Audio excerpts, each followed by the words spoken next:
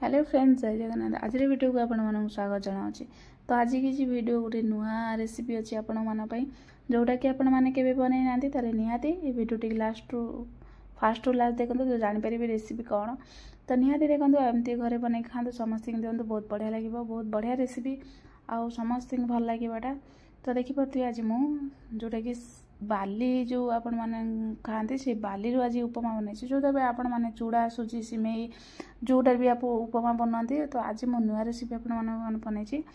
तो बाली की फास्ट मुझे रातिर भिजे नहीं जो रातिर भिजे ने तो भलसे आमर बालीटा भिजीज उपमा।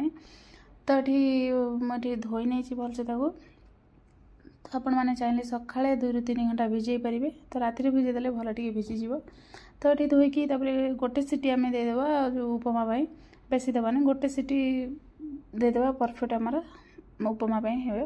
तो ये गोटे सीटी पर देखो बढ़िया से आमर परफेक्ट भाव में सीझी जाइए। देखो चेक कर नौ। तो या बेसी आपण मैंने सीझेबे आमर उपमार भल लगे तो पूरा ये हो। तो ये देखो एमती भाव में गोटे सीटी देगी सीझे ने। तो चलतु यापर आम उपमा प्रस्तुत करना। ये जो वेजिटेबल किसी पकई करी गाजर बंधाकोबी आ कैप्सिकम पियाज कंचा लंका ये धनिया पत्र करी पत्ता सब काटी नहीं गोटे कड़ाई तेल ये पकई नौ उपमा बनवाई।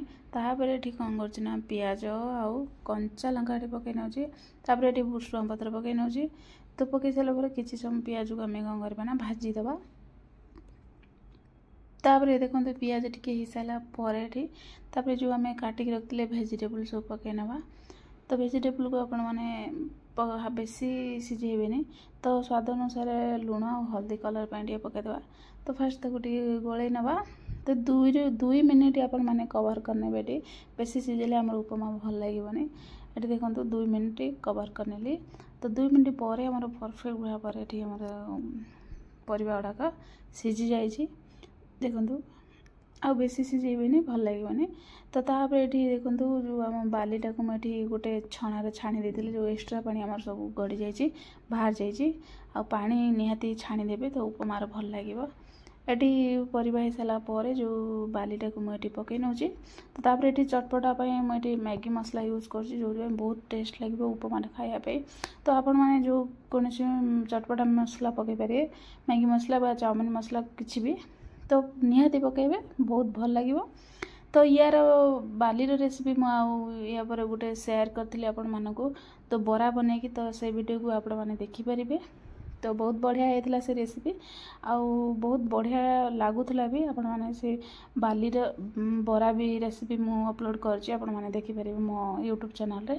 तो ये धनिया पत्र पकईदेली 2 ରୁ 3 मिनट मुझे कुक करनेली।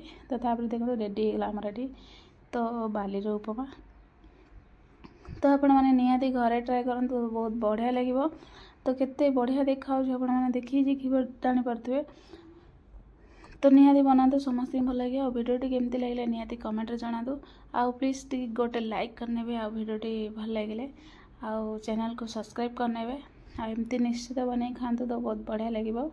देखी तो जानीपारे केते कलर आ बहुत बढ़िया देखा बालीर उपमा। तो आपण मैंने निश्चित भल लगे निहाती लाइक